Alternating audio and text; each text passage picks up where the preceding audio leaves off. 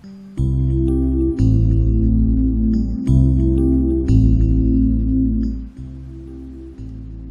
everybody, it's Christina from Card Making Magic. We're still staying in this video with the same set of dies that I introduced you to in starting your Spellbinder collection. I'll just quickly go through them. We've got an impressibility, we have a motifs and an accents die, I have an edgeability, I have a labels die, and I have the flowers and the foliage. And this is the card I'm going to do today. So for this card I've just selected the dies that I want to use. I'm going to use the impressibility. I'm going to cut some labels into the card, some shapes into the card, and I've used the flower die and I've cut some leaves.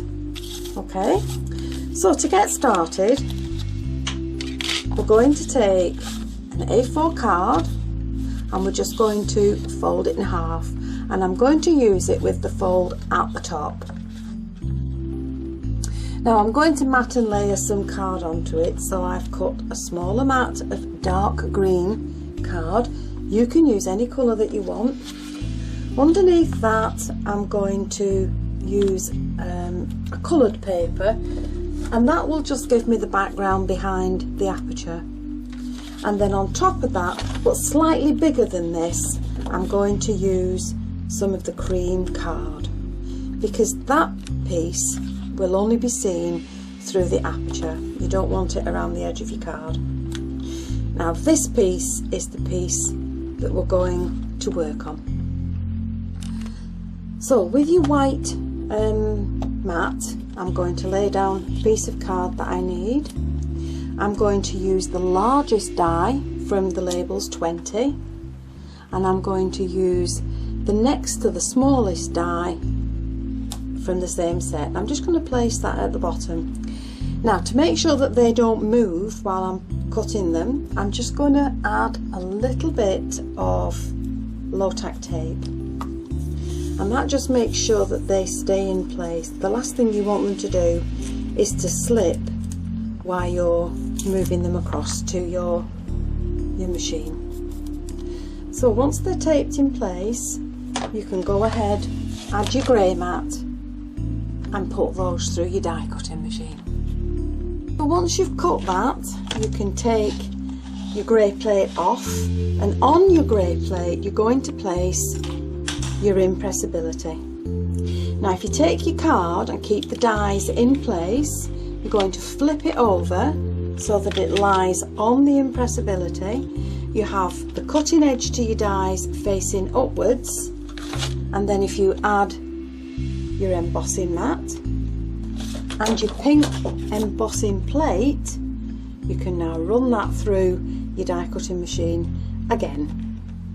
So once you've done that, you can take your plate and your tan mat off, and then when you take your card off, you have got, just very carefully remove your low-tack tape, but then you can see that you have the impression in the card, but around the edge where the die was sitting, you also have that very beautiful edge to your card. And don't throw these away. I'm just going to put that down. Don't throw these away. These will always come in for another project. Now I'm going to start building the card, so I'm going to use a wet glue, and I'm going to add the first layer, and then I'm going, then I'm going to add the green layer onto that. Now I've added the two mats to the card, but I want to put my sentiment so that it sits in this aperture.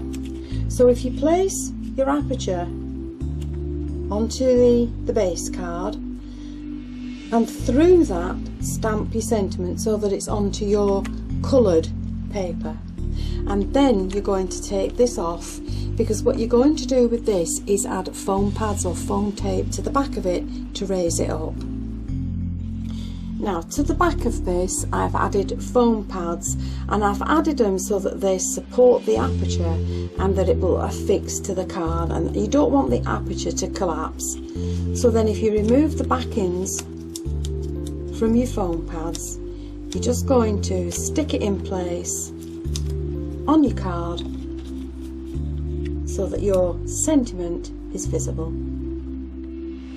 So have a dry run before you stick anything in place, and just to give a little bit more definition to the leaves, I've used bundle sage, and this is an ink blender, and these are handmade. You can find instructions to make your own of these on the website, and all I'm doing is just going around the edge of the leaves, and that just gives them a little bit more, make them stand out just a little bit more, and decide where on the card you're going to place them. And then we have the flower.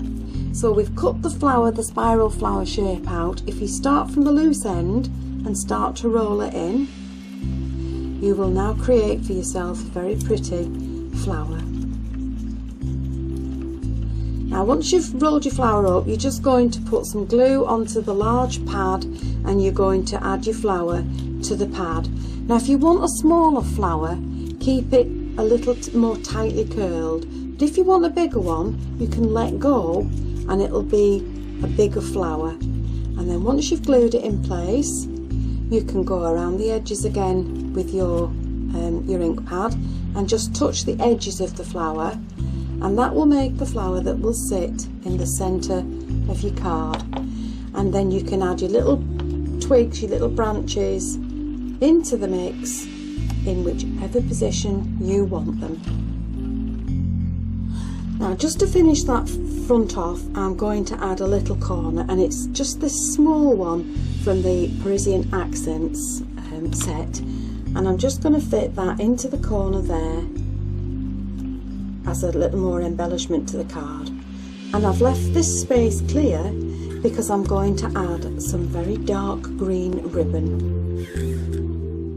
So I've changed my mind about the ribbon. I've decided I'm going to use some cream one instead. So now we're going to tie it into a bow. If you make a loop and hold it in between your first finger and your thumb, and then wrap the ribbon around the rest of your fingers and bring it to the front of the bow.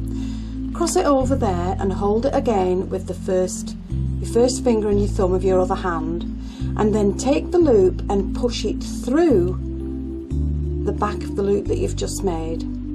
Then if you slot your thumbs into the two loops at the top, hold the rest of the ribbon in your fingers. Now you can just pull and readjust till you get the ribbon looking how you want it to look. And then if you leave yourself some nice long tails on that ribbon, you can then do the second part of creating this bow. So to melt the bow, I'm just going to place it on a heat resistant mat. I'm going to use a barbecue stick so I don't burn my fingers, and there's the heat gun. So if you hold it in place and then just dab at the ribbon,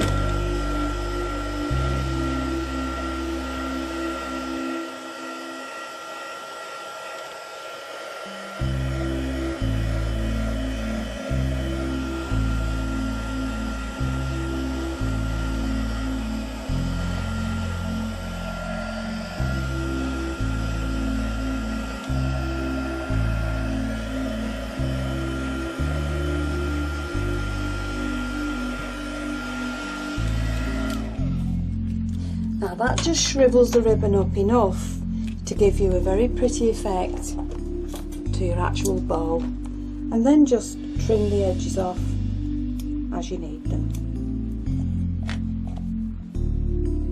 You don't want to burn it too much because you'll actually burn the ribbon, and all you're actually wanting to achieve is the melt. And then once you've added that to your card, that's a very pretty effect.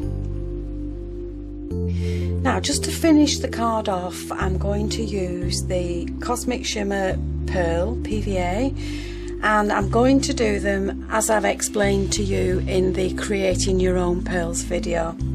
And all I'm going to do is just make sure I get the right size pearl. So I'm just going to start adding pearls around the edge of the aperture, nice and neatly, very slowly. And I'm just going to go around all the small one and all the little bits of the large one that I can get to. And then if you pop that on one side to dry, you've got a beautiful card. So I've added the glue pearls around the edges. I've just added some into the little corner sentiment, and once they dry, they will dry very pearly. So there you have 2 cards, 2 different colour themes, but both very pretty.